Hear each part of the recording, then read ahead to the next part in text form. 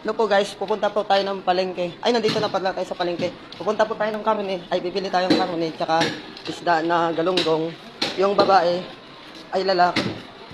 Di mo alam kung anong lalaki na galunggong?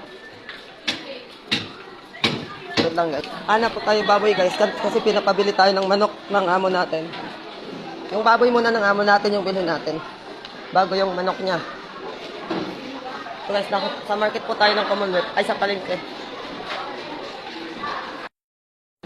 Ang pork, bali ano lang po, pwede 100 lang, tsaka panglaga po. 100 din. 100, tapos wala nga, 100. Tig 100 po na itig isang daan. 100 tayo, 100 na. Umigil ka dyan, tatagay na kita.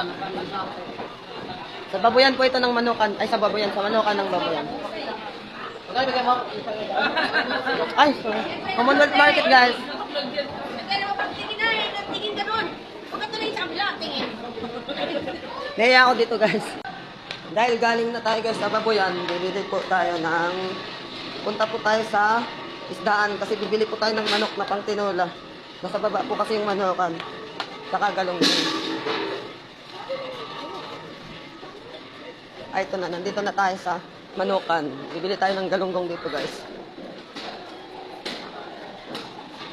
Nandito na tayo sa manukan.